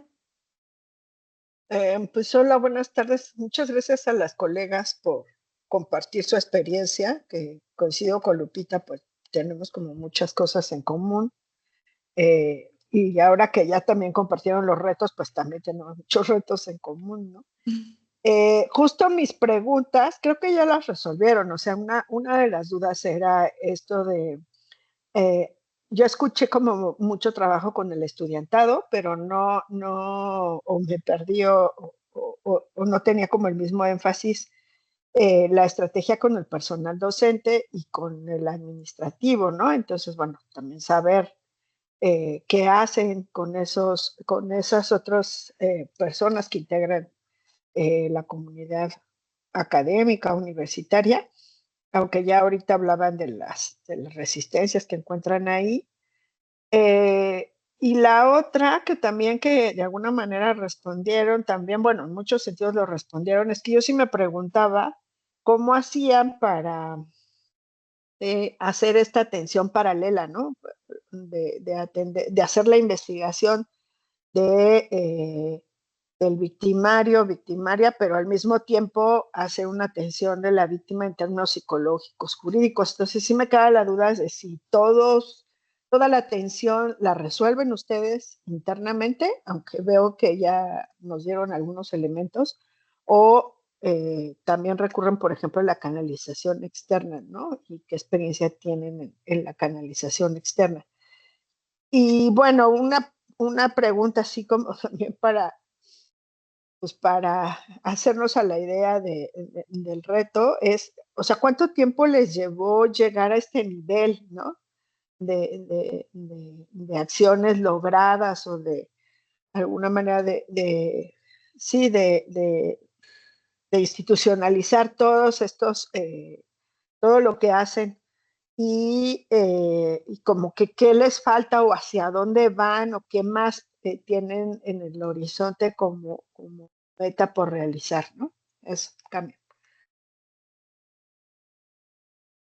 Bueno, en cuanto a la atención que se brinda paralela, quiere decir una vez ya tenemos como el reporte, una víctima identificada, activamos la atención restaurativa, es decir, nosotros mismos, en este caso yo me encargo de pasarle abiertamente, te escuchamos, o al consultorio jurídico o a ambos los datos de la persona para que ellos directamente se comuniquen con ella para agendar un espacio con ellos. No le damos como la oportunidad de hágalo usted, no, sino nosotros mismos canalizamos. Mientras se acuerdan esos espacios, porque puede ser que sea el mismo día, al día siguiente, pero supongamos que es en el transcurso de esa misma semana, nos ponemos en contacto con el victimario para tomar su versión, su relato y seguir el mismo camino. ¿Qué quiere decir? No esperamos a que la víctima haya pasado por todas las etapas para iniciar con el victimario, no. Lo hacemos paralelamente para tener una optimización adecuada del tiempo en este caso. ¿Cuánto tiempo nos tomó? La resolución salió en el 2022, en junio, daba un plazo de 6 meses para que las universidades tuvieran rutas claras, tuvieran protocolos, tuvieran personas encargadas, llámese en comités. Entonces, a inicios del 2023 ya tenía que estar listo todo este proceso. Fue una acción, un trabajo que se hizo en conjunto con Bienestar, con un externo y con múltiples personas que hicieron posible todo eso. Y a partir del 2023 hasta la fecha de hoy, ha sido donde hemos fortalecido todas las rutas, todas las acciones, principalmente la difusión y dar a conocer todo el protocolo. No sé si la profesora Paula, que estuvo al tanto de todo eso del 2022, tenga algo que agregar. Es una maratón enorme, además porque no fue realmente ligada solamente al interés institucional de movilizar la problemática, sino obviamente impulsado por la obligación de ley. Había que entregar el protocolo o entregarlo, incluso porque todavía estamos, bueno, ahorita tenemos que hacer ajustes y mejoras al protocolo, ya va a cumplir 2 años, bueno, hemos tenido muchos cambios institucionales y eso también obliga a actualizar el protocolo, incluso pues después de 2 años de implementación ya hemos encontrado algunas cosas que deberían ajustarse, ¿cierto? Luego de haber visto en la marcha cómo funcionó. Bueno, inicialmente el protocolo se construyó por un externo, por una Agencia. Bueno, una caja de compensación. Aquí las cajas de compensación son unos organismos creados por el Estado para el apoyo a los trabajadores en temas de formación, recreación, empleo, etcétera. Y entonces, bueno, una de las grandes cajas de compensación del departamento que se llama Confenalco acompañó el proceso. Pero eso implicó, pues, que como se construyó por un externo, pues para nosotros ha sido más duro el proceso de legitimación del protocolo al Internet, porque pues algunos colectivos al interior de la universidad todavía lo sienten como un asunto lejano a sus realidades, entonces también es un asunto en el que estamos en mora, incluso porque pues el protocolo debe estar ligado a una política. Nosotros tenemos una política de inclusión en la universidad, pero es de 2016, y entonces también entre las tareas que tenemos en mora es actualización de la política de inclusión, pero eso implica también una modificación en estatutos, profesoral, reglamentos estudiantiles, incluso pues los modelos de contratación laboral que se terminan convirtiendo en unos obstáculos grandes para hacer viable sobre todo, bueno, no solo el proceso disciplinario de sanción, aunque en gran medida pues ese es el tema más complejo de todo esto, pero incluso las mismas estrategias de prevención, porque lo que nos preguntabas ahora, formación docente, por ahora se está haciendo anclada a los programas de actualización profesoral semestrales, pero son voluntarios. Entonces los profes hacen la formación porque se les certifica dentro del plan de formación, dentro de una oferta de formación que se hace semestral por el Instituto de Pedagogía, pero no hay forma de imponerlos de manera obligatoria. Y no tenemos forma por ahora de incluirlos en las inducciones de docentes nuevos. Entonces, eso hace que realmente la sensibilización termine siendo muy parcial.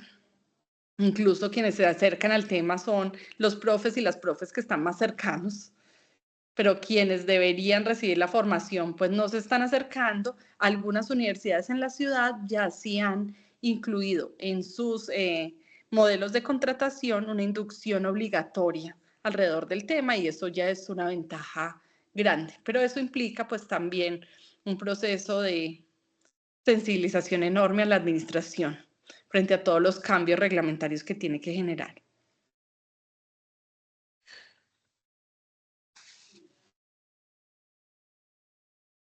Ok. Tenemos otra participación de Virginia. Virginia, te damos la voz y yo creo que igual con su participación podríamos ir cerrando. Muchas gracias. Virginia. Sí, gracias. Mi consulta era, bueno, tomando en cuenta que en la reunión anterior de la red hablamos de autocuidado, me surgió la duda, considerando que dijeron que el trabajo también es voluntario, como cuáles son los mecanismos que hay de autocuidado para las que brindan atención y también como si estos son facilitados por la universidad o son como más autogestionados.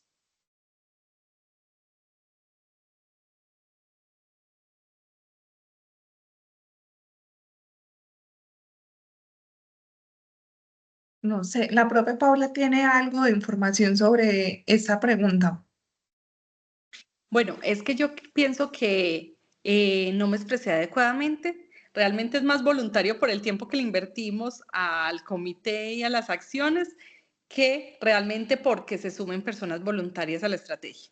Realmente en la universidad el asunto está bastante arreglado. Quienes ofrecen atención solo pueden ser las personas del equipo de bienestar. Incluso nosotras como profes no podemos ofrecer atención. Podemos recibir los casos y remitirlos para iniciar en la ruta, pero no podemos ofrecer atención.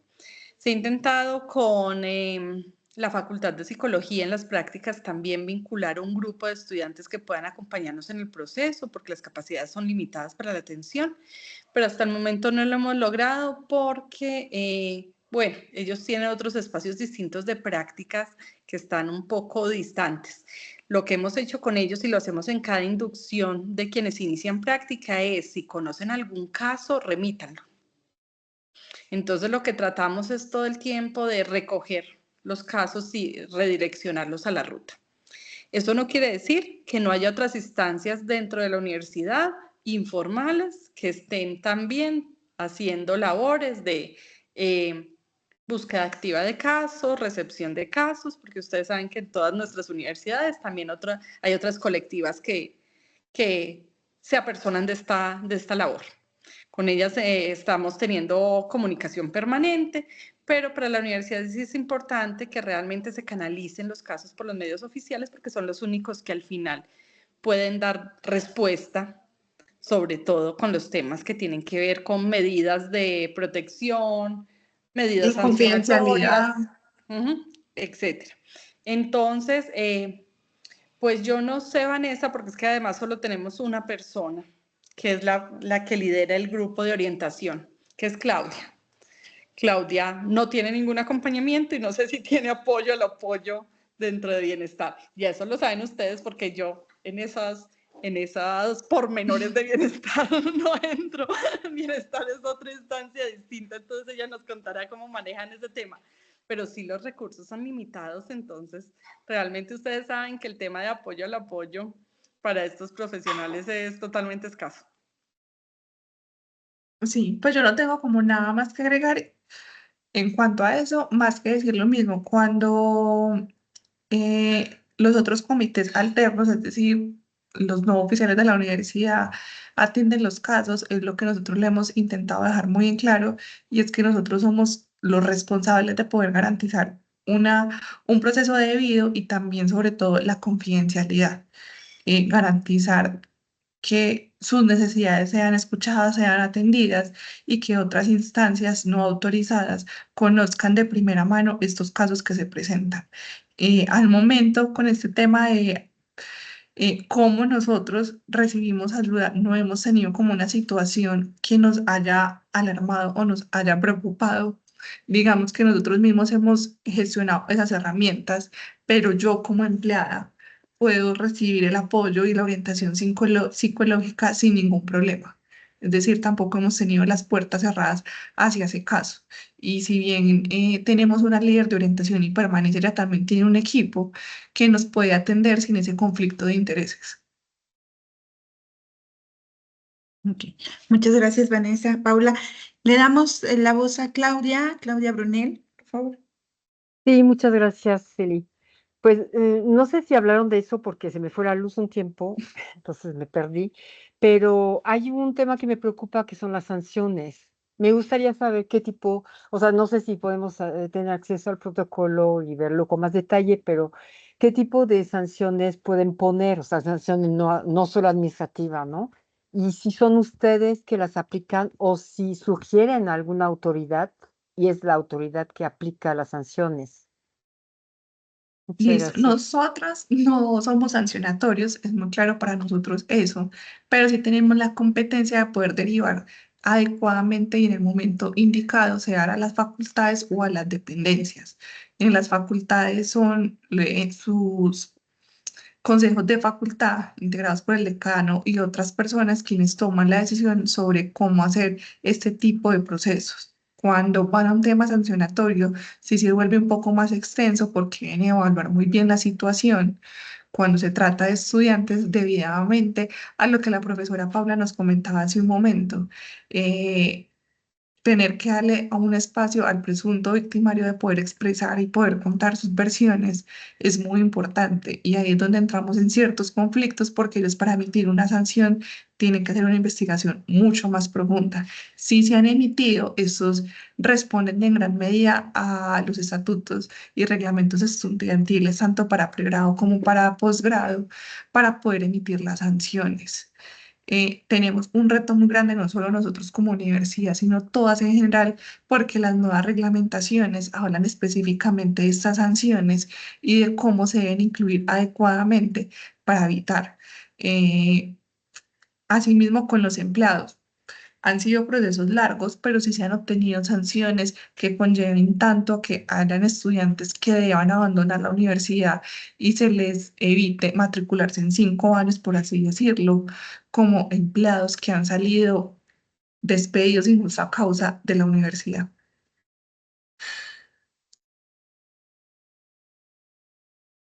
Ok. Muchas gracias. La verdad es que creo que sí hay muchos temas que nos implican y nos mueven a varias, ¿no? A pesar de las diferencias que podamos encontrar, que si es privada, que si es pública, que si somos centros de investigación, ¿no? Y creo que hay unos elementos importantes, ¿no? Por ejemplo, hace rato que decían Virginia, ¿no? El autocuidado, cómo eso queda a veces como de, bueno, pues ahí está y lo podemos pedir, pero cómo lo incorporamos también hasta en las prácticas, ¿no? Y que sea como más formal y todo. En estas diferencias entre los sectores estudiantiles administrativos, ¿no?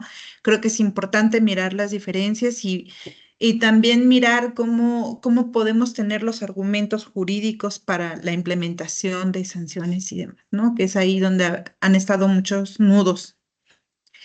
Bueno, pues no sé si tengan otro comentario, alguna reflexión para cerrar. Vanessa, Paula, les agradecemos mucho haber estado aquí. Sí, si tengan algo para ir cerrando.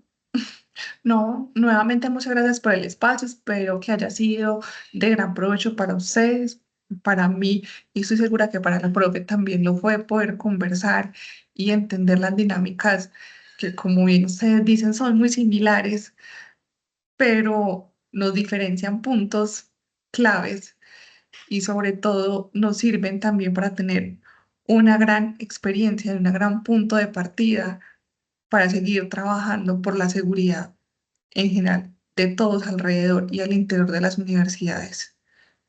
Mm, Muchas gracias. Lupita, ¿quieres decir algo? Claudia. Claudia Ramos. Bueno, yo nada más dar las gracias de nuevo a Paula y a Vanessa, porque nada, eso es empezar a trabajar en red, ¿no? Conocer cómo están nuestras universidades justamente abordando el tema.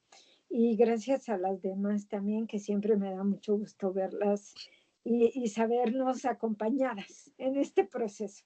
Gracias. Sí, Lupita, yo pienso que eso es el gran aporte de estos ejercicios, que es un poco lo que encontramos, que bueno, sonaba muy institucionalizado el espacio de la Secretaría de las Mujeres, pero es un espacio muy similar a este, solo que participa también institucionalidad. Es un espacio de sentirnos acompañadas. Este tema es muy complejo, tenemos unos retos enormes, nos encontramos con situaciones que no sabemos manejar. Por ejemplo, el año pasado enfrentamos varios casos de chiques no binarios o en tránsitos, que se nos convirtió en un reto enorme. Bueno, por fortuna, teníamos en la especialización una profe trans que nos ayuda a acompañar el proceso. Bueno, el tema de la sanción es un mundo enorme, además porque hay muchas resistencias a modificar los reglamentos y los estatutos estudiantiles y profesorales para incluir conductas específicas relacionadas con las violencias de género. Entonces, para el caso nuestro, todavía todas están amparadas como en los daños a la moral y Y entonces ahí cabe todo, pero no hay un reconocimiento explícito de estas condiciones. Por ahí siempre se saca la sanción, pero realmente pues necesitamos una apuesta normativa explícita alrededor del tema, ¿cierto? Que haga sentir que la universidad sí tiene el tema en el foco y que tiene una decisión clara de tolerancia cero alrededor de este tipo de conductas. Y eso es una tarea que todavía nos va a costar un buen rato para poder ganar el espacio. Entonces, muchísimas gracias. Este espacio me parece maravilloso para que podamos compartir, oírnos, complementarnos. Entonces, bueno, y bienvenidas cuando quieran ir a la Universidad de Medellín y conocer el ejercicio que estamos haciendo de viva voz. Esta es su casa y ahí podremos mostrarles un poco, pues, en nuestra dimensión, que es mucho más pequeña, cómo tratamos de hacerle frente a estas situaciones. Hay una pregunta acá de cómo pueden tener acceso a la grabación. Bueno, Claudia lo que nos ofrecía al inicio de la sesión, en la mañana, al inicio de la sesión es que se podía transmitir en su programa de radio y la otra es que, bueno, buscaremos un espacio para poder subir, ¿no? Las sesiones. Algunas, por ejemplo, no son grabadas, que tiene que ver más con el autocuidado y todo, pero que es compartir experiencias, me parece que vale la pena para visibilizar el trabajo de las compañeras. Entonces, le estaremos mandando un correíto, igual si nos quieren apuntar su correo acá para tener la información y les enviaremos los datos correctos de dónde estará pasándole los videos o la transmisión. Muchísimas gracias a todas por haber acudido. Nos vemos en la sesión de octubre. Les mandaremos la información. Sí, eso justamente te iba a recordar, que ya lo dijiste. Espero nos veamos en la sesión de octubre. Va a ser una sesión súper interesante porque son las compañeras de Girona, una colega de Girona que hizo un trabajo sobre el activismo virtual de las jóvenes en contra de la violencia hacia las mujeres, y parece que es un trabajo muy, muy interesante. Yo no lo conozco personalmente, pero a ella sí, y su trabajo pues es pionero, entonces las invitamos. Perdón, Eli, que te No, no. tuve. Ya sabes que aquí todos hablamos, ¿no? No hay problema. Muy bien, pues muchísimas gracias. Por ahí, bueno, quizá hay algunas que no han participado, que esta es su primera vez que se suman a este espacio. Este es la Red Reconstruir, es un espacio que generamos a partir de diversas instituciones de educación superior para compartir experiencias en torno a la violencia por razones de género y discriminación y cómo lo hemos ido aplicando en varias instituciones. Y bueno, nos reunimos una vez al mes con este tipo de ejercicios y tenemos otras áreas de trabajo, digamos, ¿no?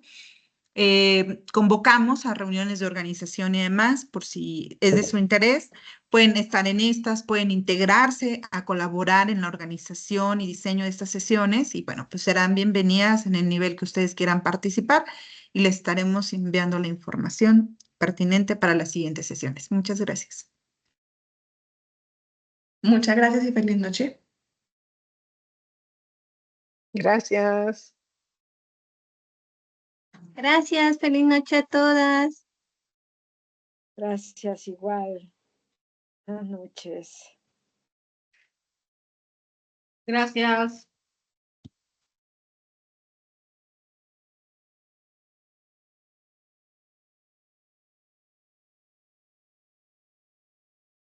Bueno, pues Muy ya bien. estamos las 3. Clau, a lo mejor rápidamente te comentamos que queremos Ay, ver déjenme parar la grabación, ¿no? Denme un segundo. Ah, Eso es importante. sí, es importante porque vamos a hablar mal de todas las que se fueron. Ay, no, Ah. Fíjate que queremos ver